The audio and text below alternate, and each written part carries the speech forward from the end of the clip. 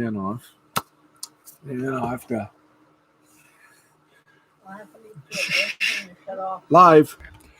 This is the L2C Media Network. This is the L2C Sports Final with Steve the Baxman Baxley, presented by the L2C Media Network. I really need some sponsors here. You know that, Bax? Now with the headlines and the whole day in sports. And boy, are we filled. Here's Steve. Hey, how you doing? Welcome, everybody. Whoa, hi there. There we go. Hey, Harry. Take the day off once in a while. Oh, welcome, everybody, to the most exciting day in the week. It's Monday. It is also the last day of Augusto. That's right. Last day of August. You're here. We're here. You're there. The connection is unstable. Please wait while we try reconnecting. Now you're reconnected. Okay, now let's get this right. I want to say we have, I just want to say to Six Sports, the very lovely and enchanting Miss Alex Sims, sorry about the Boston Bruins. For those of you that, well, you know what we have to do. I mean it. I am truly sorry about the Boston Bruins. They got eliminated by the Tampa Bay Lightning. I know.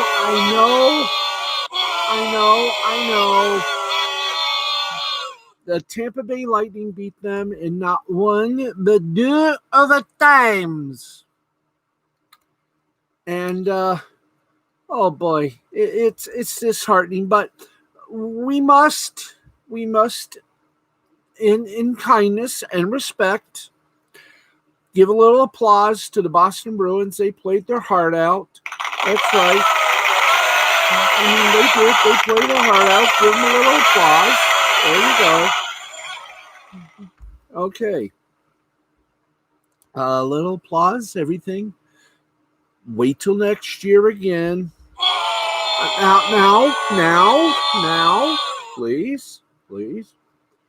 Tampa Bay now moves from, if I understand correctly, Toronto to now Edmonton for the Biggie round. That's right, the Biggie round. We call it, or round 3 for those of you understandable. That's just part of the thing we got.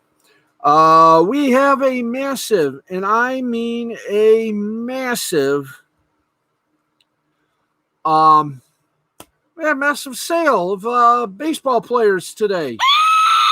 Yes, you may scream on that. That's right.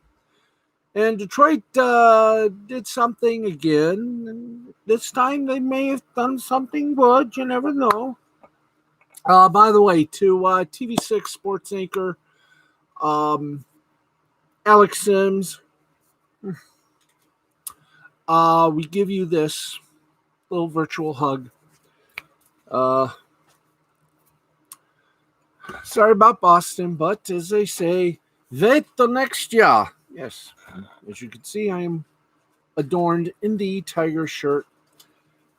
That's the parent, or as I like to call her, the owner of this lovely little thing that we like to call a studio.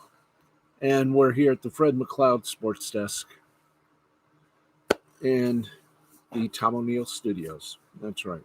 That's what I'm saying it's called, and I'm not going to change it, so there. Okay. Let's get on with it. Everybody wants sports? You got it. Okay, you got it. I'll give you sports. No, cancel that. Ooh, almost bit the big Moana. There we go. Thank you, guys. All right, let's go to it. Let's get you some sports news, and we do so over at the National Football League. By the way, in just less than 20 November, which means football is not too far away.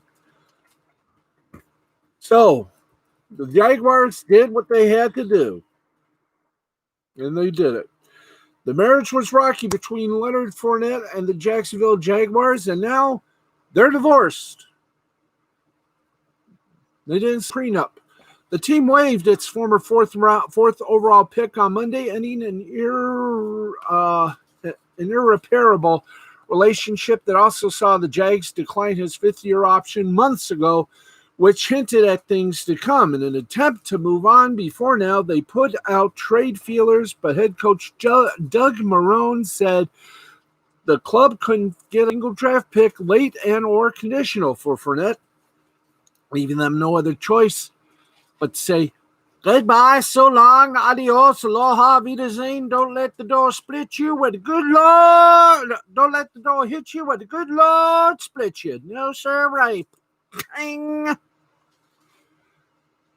There we go. Thank you.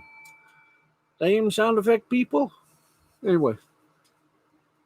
And with that, Fournette goes from being one of the most heralded draft prospects in recent memory just 3 years ago to a bit of a pariah. The stench of the latter could also be easily attributed to a floundering Jaguars club that has been forced to jettison a total laundry list of top talent over the past few seasons, considering that the National Football League Players Association grievance against now fired Tom Coughlin and no manner of violation that stemmed from his actions that led to it, along with the fact that the Jags simply haven't been a winning team since reaching the AFC Championship game in Fournette's first year. Wow. They're 11-21 since that trip, and the turnover has been massive. And one day after trading defensive end Yannick Ngakoue to the Vikes after he refused to ever again play in Jacksonville, and subsequently took $5 million pay cut to say, vámonos, adios, bye-bye. It's now Fournette heading out the door. Oh, about the door. But where to? Well, we got 5 teams that might consider grabbing him. Who are these? Well, of course, number one, you got to believe, the New England Patriots. Think about it, people. Think about it. Patriots already have a starting running back in Sony Michel, a former first-round pick himself, but they haven't truly been able to depend on him since grabbing him with the 31st overall pick in 2018. He has consistently battled injury over the course of his first 2 seasons in the NFL, and it's already cost him several games. It's also dampened his production when on the field a little bit because while his 1,987 career yards from scrimmage mark, 13 touchdowns, is nothing to shake a stick yet. He's yet to reach his full potential.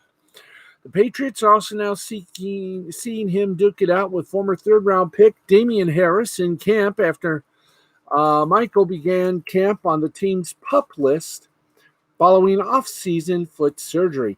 Inner Fournette, a proven NFL talent who also drew the ire of the Jaguars organization for rebuking Gardner Minshew this offseason and telling the team to sign Cam Newton instead. Yes, that's the same Cam Newton who will likely start for the Patriots when the regular season opens. By the way, if you smell what The Rock is cooking, the only question here is character. Yes, what is his character? But Bill Belichick isn't afraid to roll those dice. Here's a gambler, folks. Here's a gambler. And even less so when the player has 3,640 career yards from scrimmage and 19 touchdowns in 3 seasons. A fresh start may be the right medicine. Could it be the best medicine for New England?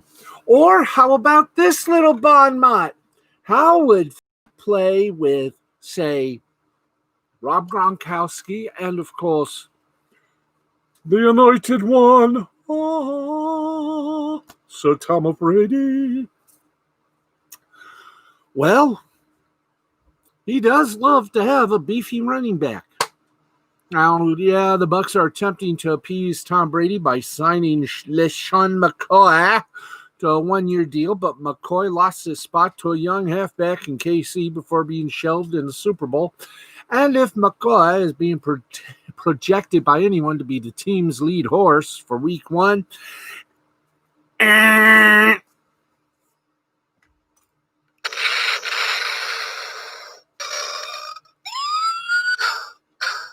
Where's the wop wop? Oh. Thank you, boys. That's right. That simply drives home the point regarding concern at this position. Adding Fournette would keep him in Florida where there's no state tax. Yay. Something he's sure to be keen on when considering he will need to keep as many of his coins near as possible in the event he loses the $4 million grievance against the Jags and puts him with Brady and Bruce Arians, two people who are unequivocal in what they demand from players, both in character and in producing, or production if you prefer. It's a double deal financially as well, because although the Bucs have a scant $2.24 million in cap space currently, that from overthecap.com, Fournette isn't in a position to command big money.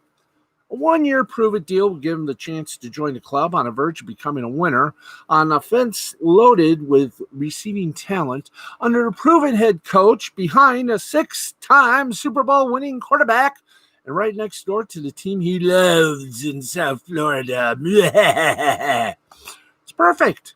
And you could parlay a dynamic 2020 into a multi-year deal with the running back needy Bucs next offseason.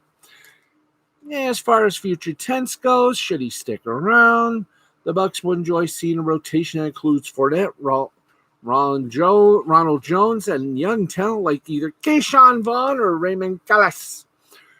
So, hey, who knows? You got the money, he got the talent, and he works very well with people. How about Miami? I mean, they added Matt Breida and Jordan Howard this offseason. But pick up the phone. You like the upside on Myles Gaskin. Pick up the phone. You see something on Patrick Laird. But, well, you get the point here. With the issue of quarterbacks now seemingly solved, and Tagovailoa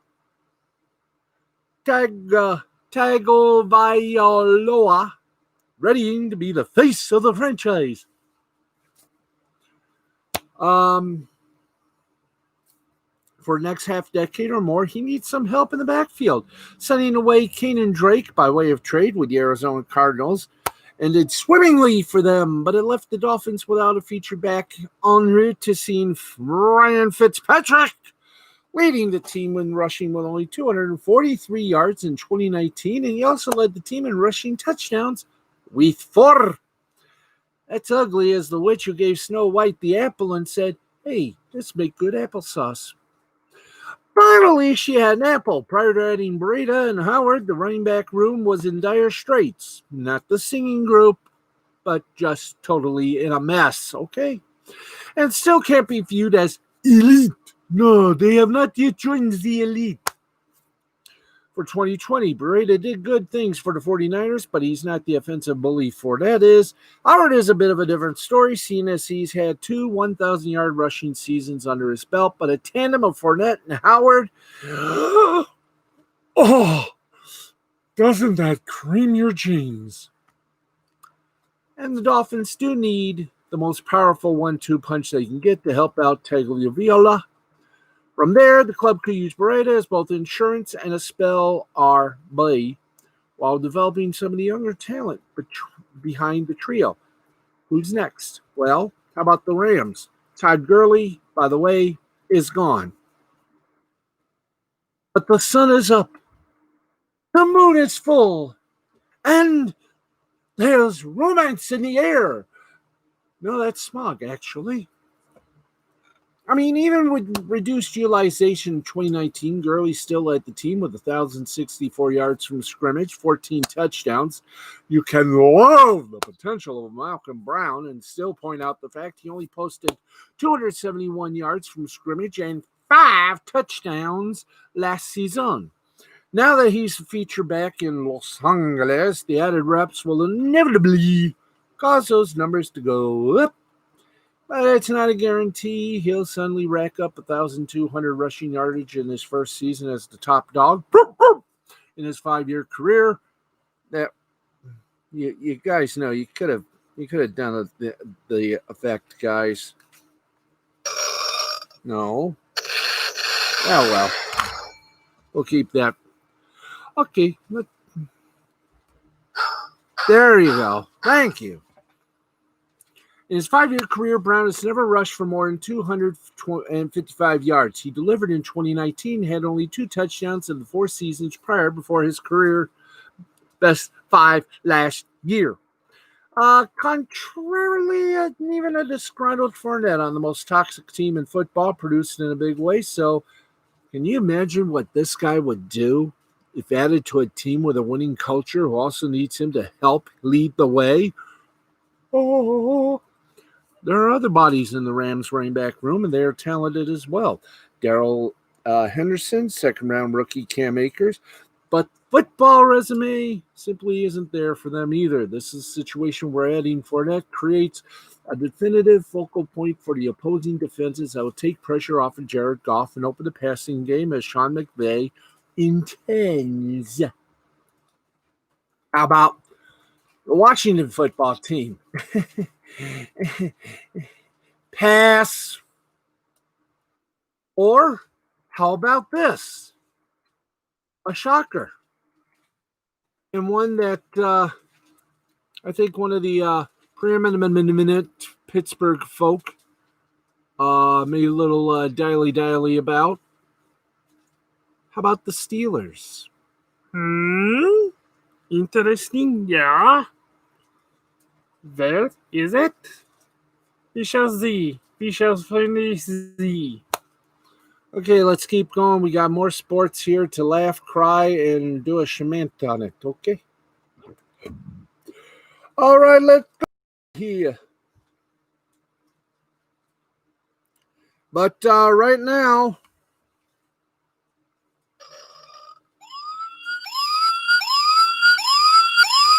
we have an update, and it is from the NBA, where right now, with just 12 seconds remaining in the fourth quarter, it is Oklahoma City 101-100 over the Rockets. I know it blew it, but at least they came back. That's right. Oklahoma City leads the Houston Rockets 101-100. The Thunder facing the elimination barrel. Up. It is now a final.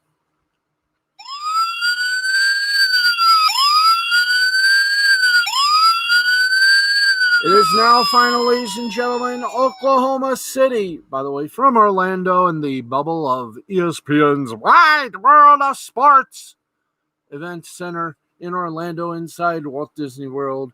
Synergy, sweet synergy. You know I gotta love that synergy. Oklahoma City thundered over the Houston Rockets on 104-100. The series is tied 3-3. That's right, full play time. We'll give you all that fun stuff in a mo right now. Speaking of the NBA, let's give you something that occurred earlier in our little playoff Shemanta Foo. Okay, here we go. Milwaukee Bucks lost game 1 of their first round series to the Orlando Magic, and now, wouldn't you know it, they lost game 1 in the second round as well. Jimmy Butler and the Miami Heat played fantastic defense to come away with the 115-104 win and take a 2-0 series lead. Now, Butler had always wanted to be the main man. Hey, man, what is? And he's been up to the task in his first postseason with Miami. After leading them to a first-round sweep of the Indiana Pacers, Butler dominated game 1 of this series, finishing with 40 points and 4 rebounds to set a new playoff career high. Goran Dragic, all you can do, Dragic, team, also excelled for the Heat, going for 27 points, 6 rebounds, and 5 assists. Giannis Antetokounmpo nearly recorded a triple-double with 18 points, 10 rebounds, but he missed one on the assist and ended up with 9. But the Heat largely held him in check.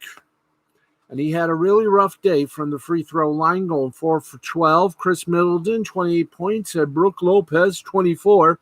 Both had strong nights, but they did most of their work in the first half. And once again, the Bucks lost game one over Miami, 115 to 104. Game two, he's somewhere out there in the moonlight. I don't know about everything else, but the moonlight, she seems right, does not she? Okay, more philosophy coming up. But right now, let's get back to more sports headlines. We got scoreboards, we got scores, we got everything for you. And it's all free. You don't have to pay $6.99 a month or $50 a month. Hey, let's get back to more sports headlines, shall we? College football, yes. Someone is suing the Big Ten. Mothers, yes. Parents, teachers. Big Ten presidents and chancellors voted 11-3 to cancel the 2020 fall college football season due to concerns with the ongoing coronavirus pandemic.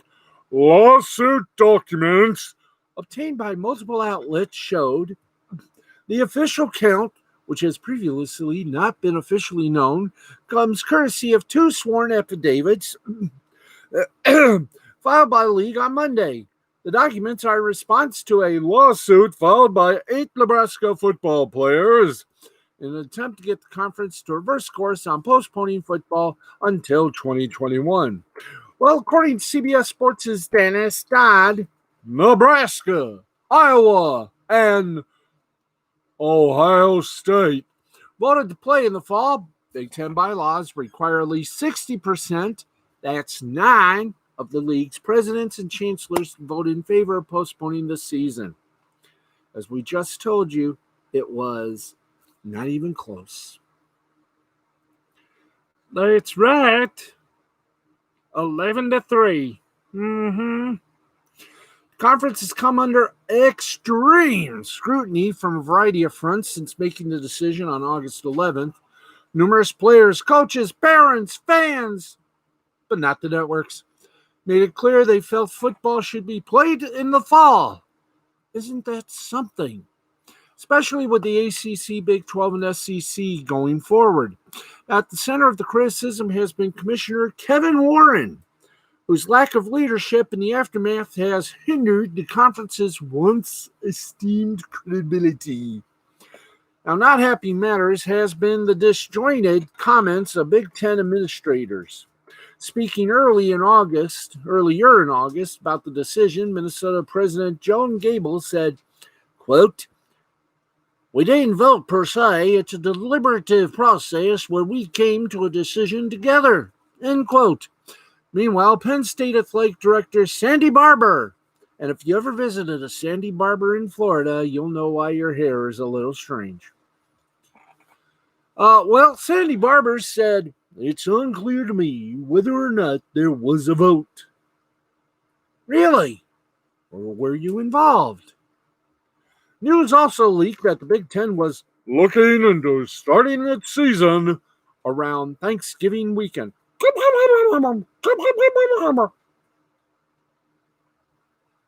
Okay, so I do the sound of a turkey on Thanksgiving. Anyway, instead of 2021.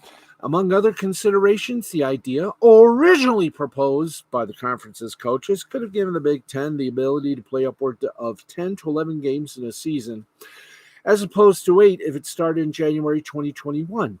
However, such change of heart could be viewed by some as caving into pressure from those who are against a spring season. La la la la la la la. In any case, the power to make such change comes from the presidents and chancellors only. Warren has reiterated that the conference has no intention of revisiting the possibility of playing football this fall. In other words, case dismissed. Okay, enough said on that. We got more.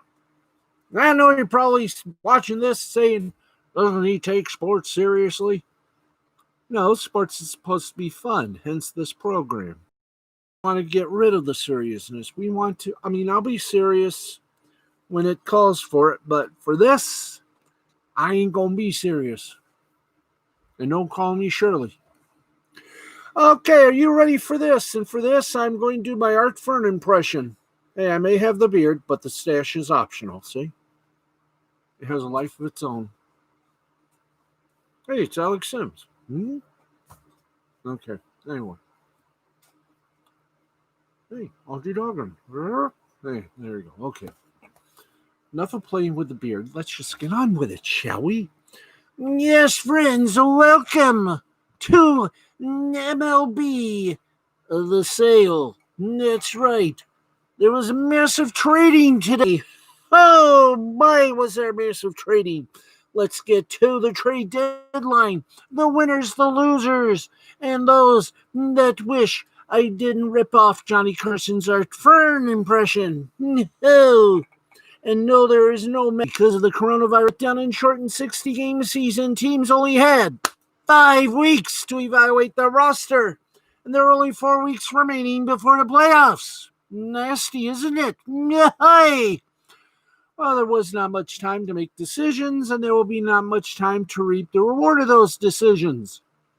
Like last year, the season will not feature a waiver wire trade period following the deadline Monday this year or long term. Sellers looking at the future, or both. After Monday, rosters will be mostly set for the remainder of 2020. There will be no other opportunities to make significant upgrades. Now, the last few days were relatively slow on the trade front, with the exception of San Diego Padres, who struck again on Monday morning, acquiring right-handed starter Mike Clevinger from Cleveland. No truth to the rumor that Mike Clevinger will be asked to change his name to Mike Padriger. In exchange for a 6-player package that includes outfielder Josh Naylor, right-handed Cal Quantrill, and shortstop Gabriel Arias. Fortunately, trade deadline actively picked up on Monday, and let's go for the full list of notable trades from deadline day.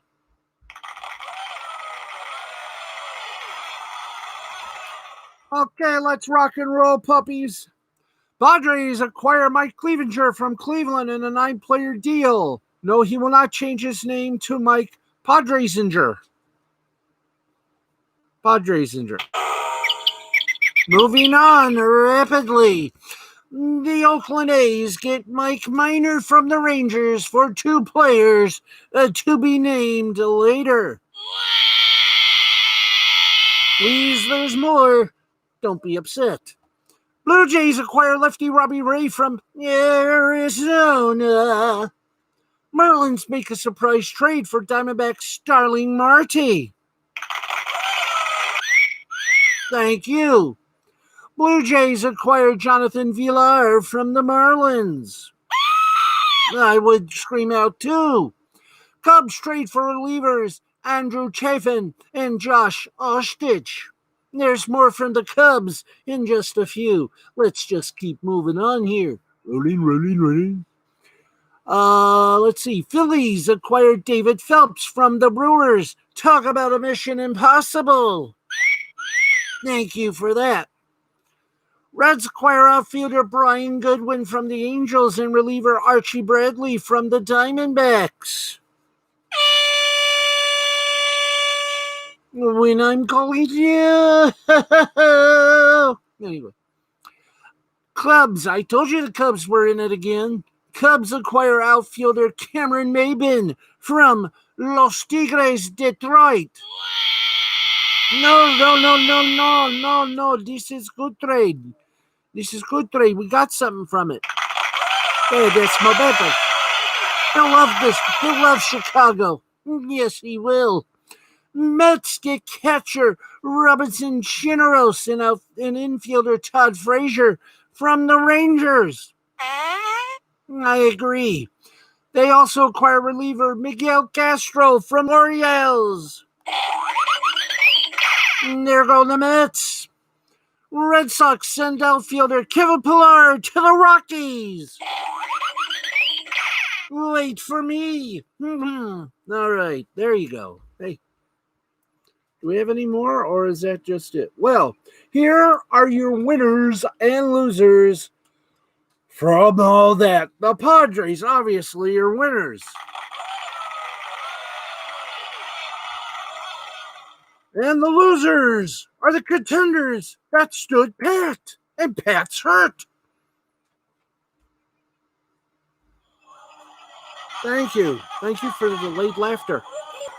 That's right. Yes, we're looking at you, Astros, Braves, Rays, Yankees, and White Sox. The Braves added Tommy Malone, and the White Sox added Jared Dyson. But neither moved the needle all that much. Now, these are 5 contenders with obvious needs that went unaddressed at the deadline. Consider this. The Astros, Justin Verlander is hurt. The number 5 rotation spot is unsettled, and there are 7 rookies in their 9-man bullpen. What can they do? What should have they done? Oh boy. The Braves, Mike Soroka and Cole Harmels are hurt, and Mike Fultonwisk, Sean Newcomb, and Kyle Wright were demoted at Wiedersehen. The Rays, they have 11 pitchers on the injured list, including 10 with arm injuries, 5 of which are season-ending. Yankees, Aaron Judge, Giancarlo Stanton, and Gleyber Torres and James Paxton are hurt and weeks away from returning. And the White Sox, the Gio Gonzalez, Carlos Rodon, and Aaron Bummer injuries have created holes in the pitching staff. How about more winners? How about the Blue Jays? Their moves were not nearly as flashy as San Diego. Hey, stay classy, San Diego. But the Blue Jays addressed weaknesses in the rotation with Tajon Walker, Robbie Ray, and a late trade for Ross Stripling. And I hope he does good, or he'll be changing his name to Ross Stripled. And they brought in an infield depth in Jonathan Villar. His versatility and virility means there will be ways to get him into the lineup even after Bo Bichette gets healthy and Stripling is flexible enough to be a bullpen option. There he goes. Ray has struggled all season, but there is an upside there, and he is as capable of going on a month-long hot streak as any pitcher in the game. Trout sits comfortably in the number 8 spot in the expanded American League postseason field, and these moves are much about making a run in October as they are racking up wins in the regular season. Very nice, very nice. We like. Of course, we have to like it. Lugnuts are part of the Blue Jays organization. How about this? A loser rentals on teams out of the race. We don't need to mention those. Let's keep going. Winners, the Red Sox. Losers, the Brewers. Winners, the Reds. Losers, the Royals. Winners, we, the fans. There you go. And by the way, you're probably asking, what did the Tigers get from that Cubbies trade? Well, I'm glad you asked.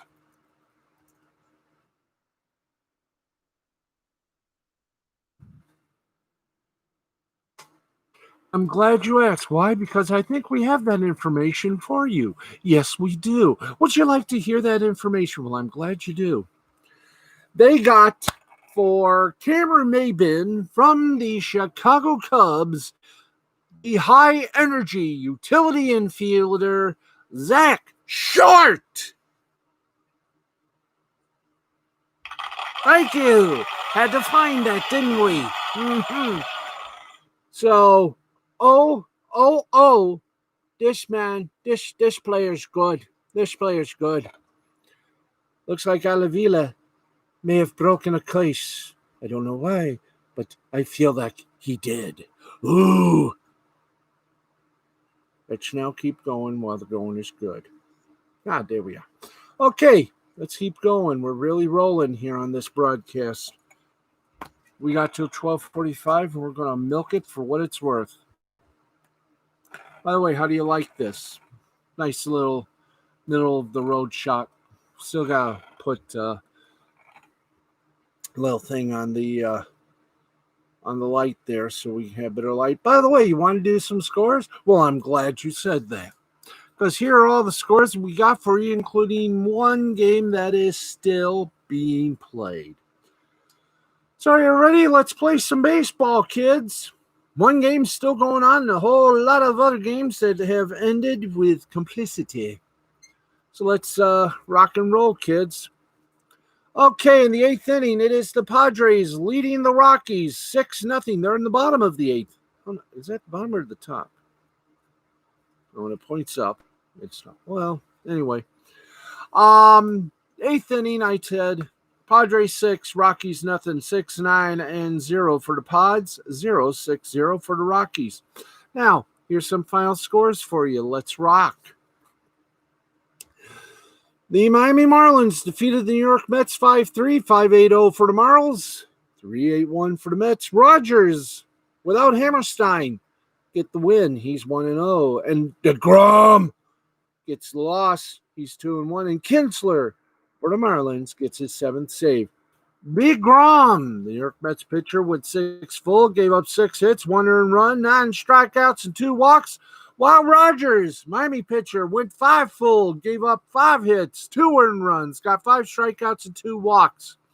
Final score in 11 innings, the Orioles dismissed the Blue Jays 4-3, 4-10-1 for the Orioles, 3-7-0 for the Blue Jays. Valdez, your winner for the Orioles. He's 1-0. Bass split the uprights twice and went to a ballet afterwards. Why? Because he's 2-2, 2-2. Valdez for Baltimore, the pitcher, went 2 full, giving up 2 hits, no earned runs, got 1 strikeout, and no walks. Anderson, the Toronto pitcher, went 5 full innings, gave up 3 hits, 1 earned run, 8 strikeouts, no walks, and a partridge in an oak tree. More finals. Yes, you better believe we got finals. We got finals right here in Mississippi. Seattle Mariners over the California Angels 2-1, 2-8-0 for the Mariners, 1-4-0 for the Angels. Gonzalez for the Mariners gets the win. He's 4-2. Andrese gets the loss for the Angels. He's 1-2. Gonzalez for Seattle went full 9 innings, giving up 4 hits, 1 earned run, got 8 strikeouts, 1 walk. Marmolejo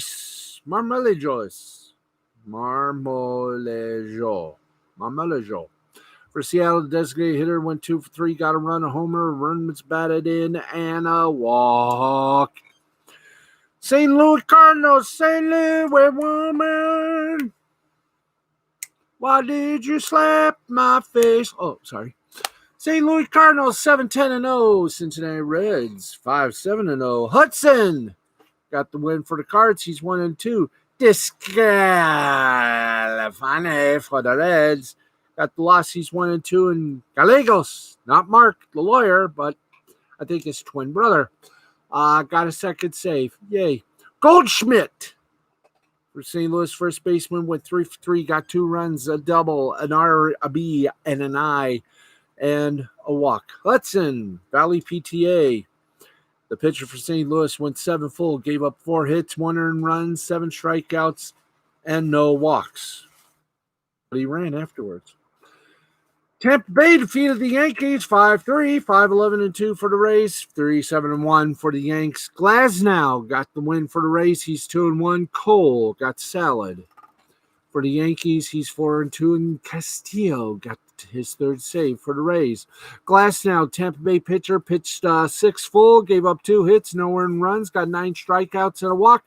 Choi, first baseman for the Bucks, for the Rays, went 3 for 3, got 2 runs, a homer, 3 runs batted in, and 2 walkies. Phillies beat the defending World Series champion, the Washington Nationals, and no, I'm sorry to say, Baby Shark didn't help them again. 8-6 final score, Phillies win, 8-7-0 for the Phils, 6-11-0 for the Nats. Howard gets the win for the Phils. He split the uprights. He's 1-1. Betty got the loss. He's 1-3. Soto for Washington, the left fielder, went 2 for 4, got 2 runs, 2 homers, 4 RBIs, and a walk. Howard, Philadelphia pitcher, pitched 5 full innings, gave up 5 hits, 2 earned runs, 4 strikeouts, and 2 walks. The Hotlanta Braves defeated the Bo Sox 6-3, 6-12-0 for the Braves, 3-8-0 for the Bo Sox. Fried was the pitcher, and he got another win. He's 6-0. Brewer for the Red Sox got the loss. He's an opposite. He's 0-3. And Melancon got his seventh save for the Braves. Melancon, the Atlanta pitcher, went one full, gave up no hits, no earned runs, didn't get a strikeout, didn't get a walk. Hey, Fried, the Atlanta pitcher, went five full, gave up 5 hits, 2 earned runs, got 5 strikeouts, and 2 walks. We continue on our magic little carpet ride. The Brewers finally beat the Pirates. Isn't that disgusting? 6-5 final score, 6-9-0 for the Brews, 5-5-2 for the Pirates. Williams gets the win for the Brews. He's 3-1. Turley gets the loss for the Pirates. He's 0-1. And Hader gave the Brewers his 8th save. Hader for Milwaukee, the pitcher, pitched 1 full inning, didn't get a hit, didn't get an earned run. Did get 3 strikeouts and no walks. Williams, the Milwaukee pitcher, pitched 1 2/3. Gave up no hits, no earned runs, got 4 strikeouts and a walk. The Kansas City Royals beat up on the Cleveland Indians 2-1, 2-4-0 Royals, 1-6-0 for the Indians. Barlow gets the win. He's 2-1. Karinchak gets the loss. He's 0-2. And Holland put on his wooden shoes and did a clog dance for the Royals on his 2nd save. Bieber. Well, Cleveland left it to Bieber. He pitched 6 innings, gave up 1 hit, no earned runs, got 9 strikeouts and 4 walks. Keller, the Kansas City pitcher, pitched 6 1/3, gave up 3 hits, 1 earned run, got 4 strikeouts and a walk.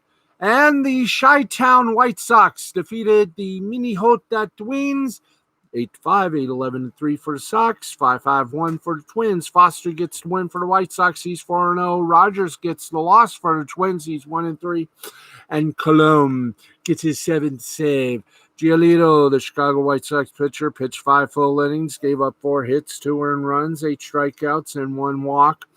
Meanwhile, Foster, the Chicago White Sox pitcher, pitched 1 inning, gave up no hits, no earned runs, got 2 strikeouts and no walks. Folks, that's it for baseball. Want to go for more? I love to assist you. Let's go to the NBA. Yes, friends, the NBA, where men are men. So if you're ready, I is, then let's go to it.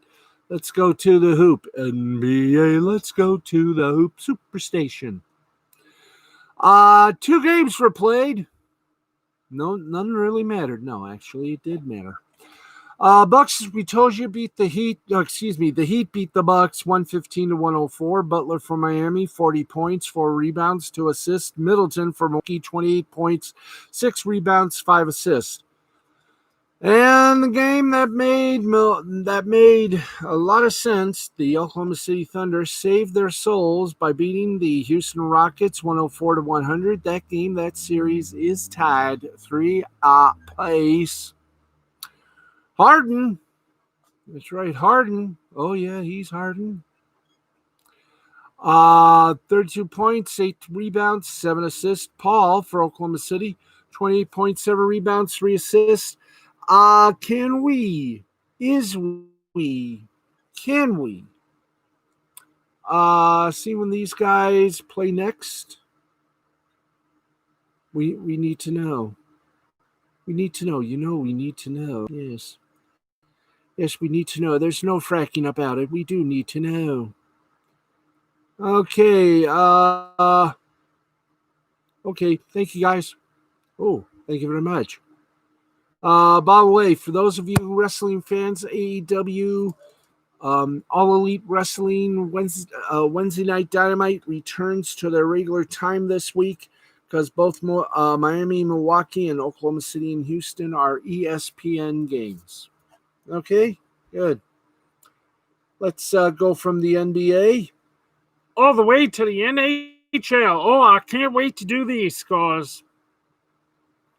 I can't wait either. It's only 18 minutes after 12, and I got to do a commercial. So, let's go on with the show. Ooh, ooh, ooh, ooh. Tilt. Okay, we got one game that's still going on. It is the Dallas Stars and the Colorado Avalanche, Game 5. The 6:29 left to play in regulation. Avalanche leads the Stars 6-2. Dallas leads this series 3-2. The Avalanche do desperately need to win outright to continue. Game that you saw also on NBCSN. The Tampa Bay Lightning took 2 overtimes, but they defeated and humiliated the Boston Bruins 3-2. Tampa Bay wins the series 4-1. And the 3 stars for that game, because, well, the other game isn't over yet.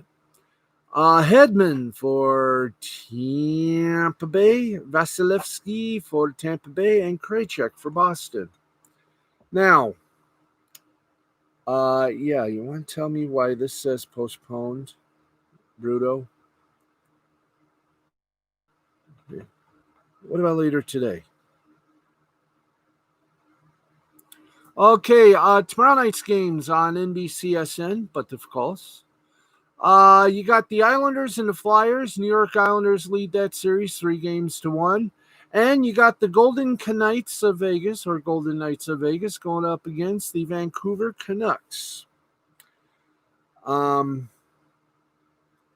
Las Vegas leads that series 3-1. Let's see. Okay, thank you guys. So let me see if I get this straight. This is for our Canadian brethren. As you all know, Rogers signed a big old 12-year deal to take out be the official Canadian NHL broadcaster, which also included the Saturday Night in Canada games. And I think 4 years in a row, this will probably be the 5th year that no Canadian team has made it further in the Coupe Stanley. So Canucks, you better win, or the people who own Rogers who run Rogers sports and media are going, hey, why do we do that? Why do we do that deal? We should have let the CBC keep it. Anyway, that's your NHL. I think that's it for the major party there. Okay, by the way, Nick Rekieta is on with his latest version of Lost Blaming the Interwebs on the Rekieta Law channel here on YouTube. Of course, his subject tonight is why there is a Karen after him. And does Mrs. Rackets know this? Plus a few other things happening in the legal department at your local Sears store. So, after the show, join Nick Rekieta, the Rekieta Law channel, only on YouTube for Lost Blaming the Interwebs. It's fun, it's exciting, it's the way the law should be taught. With a snarkness and a truth that only one Minnesota lawyer could expound on. Yes, Nick Rekieta is that man. Okay, enough of the dilly-dal. Leave us. Go to some updates, headlines, loopiness from the wonderful thing called awfulannouncing.com. Folks at Turner's Inside the NBA pay tribute to former Georgetown coach John Thompson Jr. and his trademark towel over the shoulder by actually wearing the towel over his shoulder. Pac-12 CEOs may hire a consultant reporting to them, not to Larry Scott, and that could lead to a very big old structural overhaul. And how about this, kids? Ben Scully. Time for Dodger baseball. He is joining social media.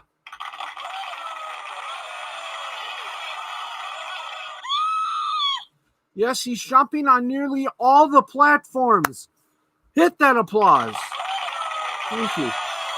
Okay, folks, gather around the old fireplace because we're going to give you the 2020 NFL on Fox broadcast pairings. Is you ready? Oh, goody. I'll tell you that now. Here we go. Then we got the scoreboard. Then we got some high dares, ho dares, and everybody else theirs. And then we're going nighty-night.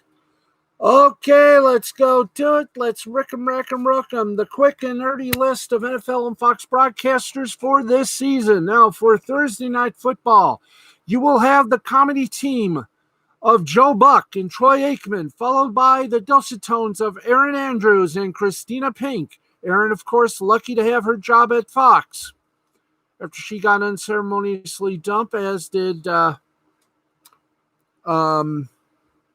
was the host? Yeah, her and Tom got dumped by Dancing with the Stars. Also on the Fox NFL casters, Kevin Burkhardt, Daryl Johnson, and Perky Pam Oliver. Then Adam Amin, Mark Schlereth, and Lindsay Snarnick. Then, of course, the son of the king, Kenneth Albert. Yes! Jonathan Vilman, Shannon Spake. I wonder what she spaked. Kevin Kugler, Chris Spielman, Ra, and the bodacious Laura Oakman. And, of course, Mr. Humble, Chris Myers, Greg Jennings, and the coolest name in NFL football announcers, Brock Howard and Jennifer Hale. Let's say that name one more time, shall we? Brock Howard. It's not Brock Lesnar. It's Brock Howard. Ooh, that name just makes you tingle, doesn't it, if you say his name? If women said his name, it would set them off. Additional play-by-play voices, the legendary Dick Stotkin, the equally legendary Tim Brando, Joe Davis and Brandon Godden. Additional analysis, Brady Quinn, some guy named Matt Millen, and Robert Smith, and additional reporters Sarah Walsh, Megan Olivier, and Sarah Kustok. So there you go. And one more time, let's say it. Let's say it together, kids. A gentle pause. Brock Hard. That's right. He's not Brock Hard. He's Brock Hard. Huard. Gotta love it. He's not hard. He's not hard. He's hard. Sounds like a perfect name for a detective on Fox. He's Brock Hard. Him later, yes. And this Popoletta just in, and we knew this would happen long ago. And how right we were, kids. The WWE and Mauro Ranallo have agreed to mutually part ways. That's right. Thank you. Teleprompt is leaving the WWE. It's the only way you can do a little, that little sound.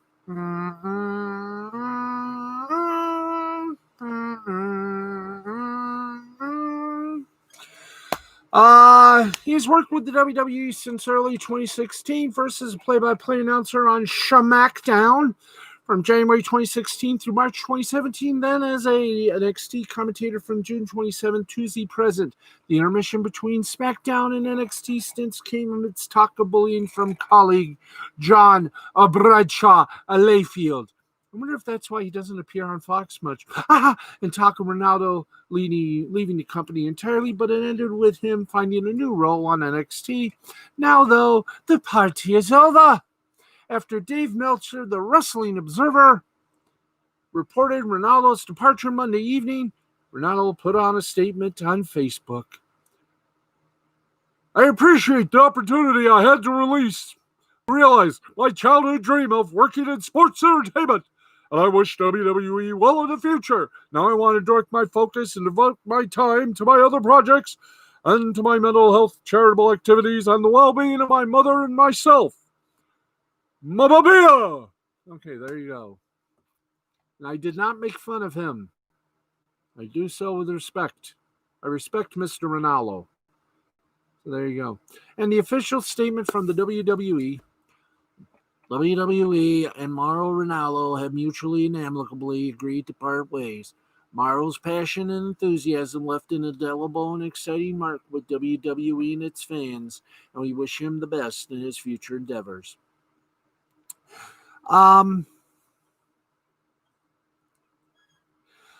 This is what Meltzer put down. Unlike in the past, this departure was not on any negative terms. Ronaldo has missed the last few NXT broadcasts due to going back to British Columbia, where his mother has been hospitalized. We hope she is okay. He was looking for a less stressful schedule, even though WWE did accommodate him as best as they could, as he had been doing the shows from a home studio in Santa Monica, where he lives, as opposed to flying into Orlando each week since the start of the pandemic. Now, he is an interesting broadcasting figure, as he's one of the very few play-by-play announcers to receive a full-feature documentary treatment, Bipolar Rock and Roller, which aired on Showtime in 2018 and covered both his broadcasting career and his battles with bipolar affective disorder, which is a disease that I hope one day there will be a cure. He's also found success across all branches of combat sports, including recent MMA work with Bellator and recent boxing work with Showtime. And he still holds those latter two positions, so viewers will see a lot of him in the days ahead, but it's certainly notable to see him leaving the WWE. And no, before you all say it, I don't think the folks at AEW will sign him, but hey, stranger things have happened in this world, and we want to wish him well. And we hope he lives a long and happy life. Vince Carter, by the way, is heading to ESPN. That's right, he is. As a full-time analyst. Bravis. Now, let's get to one more story before we go globe hopping here. I know, it's 12:31. We should be off the air, but I'm having too much fun. Vin Scully joining social media, jumping on nearly all the platforms. Holy Chicago. Let's do a little blurb on that, then we'll get the scoreboard and say hi to the folks at Facebook, Twitter, and Instagram, including Vin Scully. So, what are we waiting for, you may say? In fact, you do say. There we go. All right, folks. It's time for Vin Scully's social media ball. Following his retirement after the 2016 Major League Baseball season, baseball fans, media, and sports in general have missed the voice and wisdom of one Los Angeles Dodger broadcaster, Vin Scully. Apparently, the Hall of Famer is also beginning to itch to share his thoughts with an audience again and intends to do so on social media. And as reported by USA Today's Bob Nightingale, a nightingale sang on key. Scully is doing the proverbial blast into social media, launching Twitter at the Vin Scully and Instagram at the Vin Scully accounts, along with a Facebook page under Vin Scully on Wednesday. He's also launching a YouTube channel next week and a website, www.dodgervinscully.com. in October. He will be an influencer in no time with that kind of online blitz, although he may have to join TikTok to really move that needle. As delightful as it might seem for Scully to join social media, the idea of him diving into the cesspool of online boop-boops brings a sensation of dread as well. Sure, Twitter and Facebook still have some fun moments for users, and Instagram can be a nice escape if you've curated your followers list well and don't attract terrible comments. But is Scully aware of just how mean, toxic, and argumentative social media can be? Has he read the comments?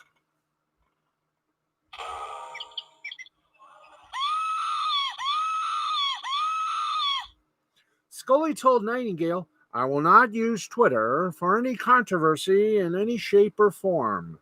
I will be very, very careful what goes out. It's too volatile of a world. I don't want anyone mistaking what I originally meant. I won't get into any arguments, but if I feel necessary to chime in, I'll do it.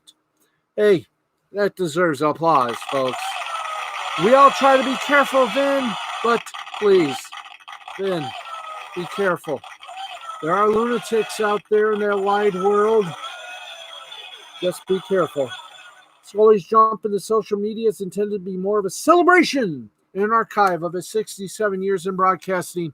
Many of his memorable calls will be posted on his accounts along with photos, quotes, and landmark moments from his storied career. Hopefully he can work a good story in there as well. Maybe a joke, although that's where some of us get in trouble. Don't we miss a good tale, a warm dose of history from Vin Scully, especially in this day and age, especially in this year? Maybe he can elevate and smooth out social media's treacherous terrain. And maybe, just maybe, he could salvage this crappy year with one of his Scullyisms. It would be nice to have 2020 saved by the legend himself, Vin Scully. And I hope he realizes YouTube has most of his best stuff, including his game shows. But not, I don't think they got his daytime shows. Who knows? Okay, we are down to just a gigolo and a thug. Yes, friends. I think we're done here. We are? Oh, good. Okay, let's get you quickly to some Scoreboard. By the way, am I still on? Let me check to see if I'm still on. Yay! I'm still on. Bravo! I haven't torqued off YouTube yet. Oh. Okay, let's go to Scoreboard. By the way, a little media house cleaning. I will be doing an instant review on my YouTube channel of the first night of News Nation, premiering tomorrow night, 8 to 11 p.m., and then being run on a loop with some live updates throughout the rest of the evening and into the morning as well. So no infomercials. Yay!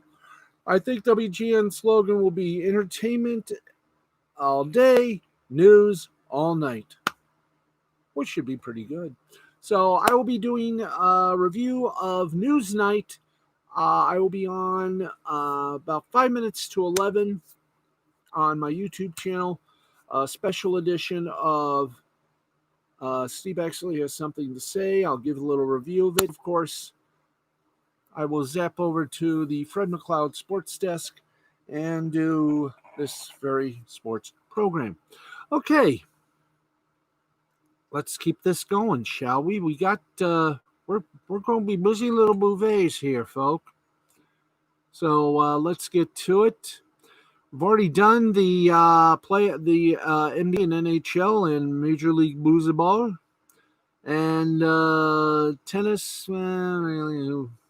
The U.S. Open started, so we'll pick it up when it becomes possible. Okay. Right now, let's go to soccer. And I'm going to be selective because time is waning. You know, when time wanes, we have to world it.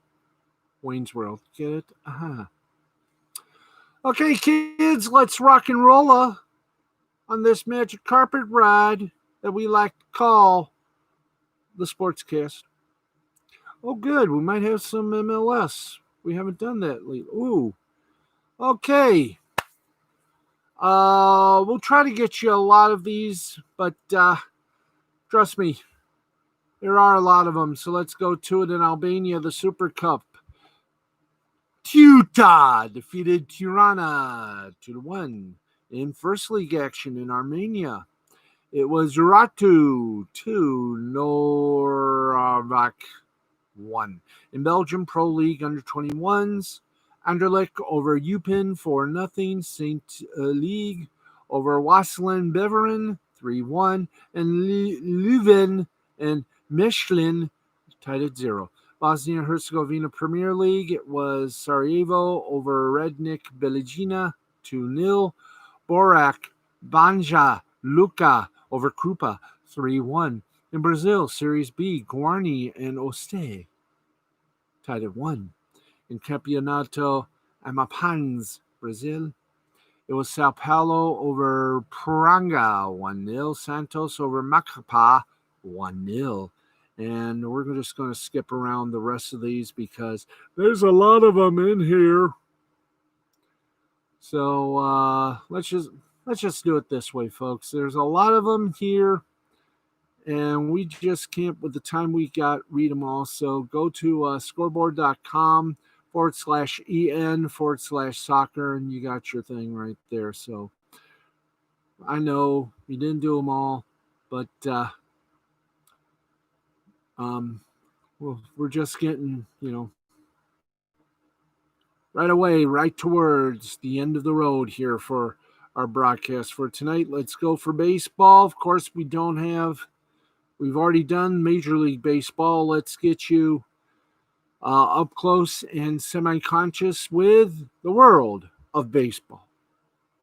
The baseball world of this very show. Let's go to it, shall we? Then we shall. Okay, I've already done Major League Baseball. In Japan, the NPB Minor League, that one will be starting off soon. The Hanshin Tigers going up against the Hiroshima Carp. Netherlands, the Hoofdklasse, Hoofddorp Pioneers defeated the Amersfoort 4-0, 4-8-1 for the Pioneers, and 0-6-1 for Amersfoort.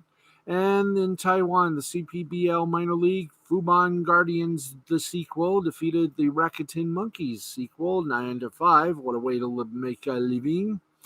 9-7-0 for the Guardians, 5-10-1 for the Rakuten Monkeys. You never know where they'll be found. So you better get ready. They're coming to your town. Bam, bam, bam, bam. Okay, let's keep going. We don't have much time. We want to live.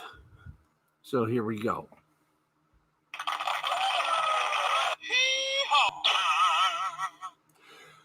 Hello to Angela Peterson, Christina Peterson. Where's the thing, you boopers? Come on. Where's the slider here? Come on, where's the slider? Thank you. Angela Peterson, Christina Peterson, Yuki Tanaka, Anne-Marie Mann, Jay the Brain Man, Matthew Nichols, Jerry Nichols, Nancy Nichols, Robert Oberoff, Brenda Dixon, Roman Davis, Donna Payne, Brian Mann, Vanessa Lease Messenger, Cassie Little, Helena Kirby, Amari Woods, and why is everything now gone black?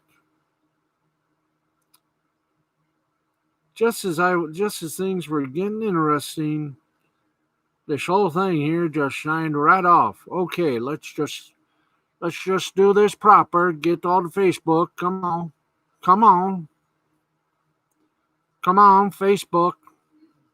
We ain't got that time, and I know Nick Ricada's chomping at the bit. He's already on the air 42 minutes. Thank you very much, brothers.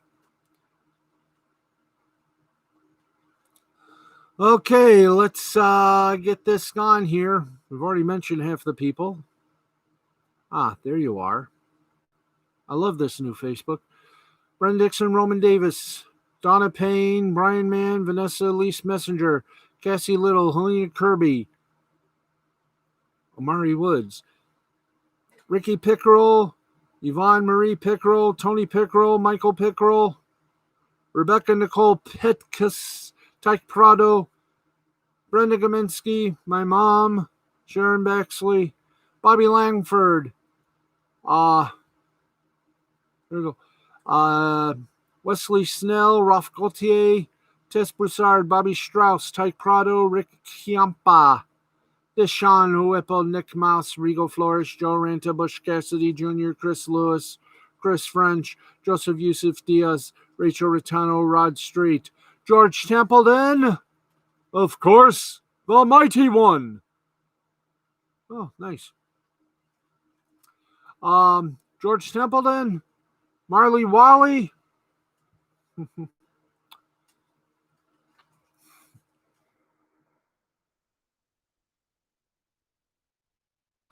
Anyway, we continue. Okay, hold on there, Rob. Thank you. Daniel Wilcox Graves, Joseph Yusuf Diaz, Mike Paluta Jr. They're trying to do a big show here. Okay, let's just tone him down there. Okay, whom else? Whom else? Joe Ranta, Rod Street, George Templeton, Marley Wiley, Jeff Rollo, Blind Lemon, Nellie K9, Mrs. Nellie K9, Insapod, all my friends from the wonderful AFL chat rooms, basement.com.au, and a few others. Okay, and there you go. January J. Keaton, we say hello, greetings and cheroots to the melody of love. We also say a bon adieu, a bon hello to Claudia Treos, Audrey Dahlgren, Alex Sims. Again, I am sorry about your Boston Bruins. They were a great team. Maybe next year. Nick Mantis, all my friends at TV6. Dominique Keith, Tom Ziska, Melissa Wilson, Dr. Jim, all my friends at Fox 26. All the good ones. Also, Kellyanne Collins, January J. Keaton, as I mentioned. Rebecca. Also, all my friends on Twitter. That's right, Twitter. All my friends on Twitter, Facebook, and the Gram, otherwise known as the Instagram. So there you go, folks. That is what it is. That is what it is. That is who it is. And that is all there is. Folks, we have done everything. And by the way, I hope on Wednesday, I haven't had it confirmed yet. I may be interviewed by the lovely Miss Linda Steele, who I also say hello to. Sorry, her Chicago Blackhawks did not make it through past the first round of the Stanley Cup playoffs. Maybe next year. That's going to wrap it up for me and for all of us here on the L2C Sports Final, where we finally broke out of our shackles and entertained you like no other sports show could ever do or dare to do. Until we meet again tomorrow night, I am Steve the Baxman Baxley saying, may all your favorite teams be winners. Good night, America, wherever and whomever ye may be. We'll talk to you tomorrow. Nick Ricada and his group are waiting for you all on the Ricada Law channel here on YouTube. I'll see you tomorrow night, right after either Stanley Cup playoff or a NBA playoff. It's playoff bonanza. Good night, everybody. Have fun and make it a good one. Boot.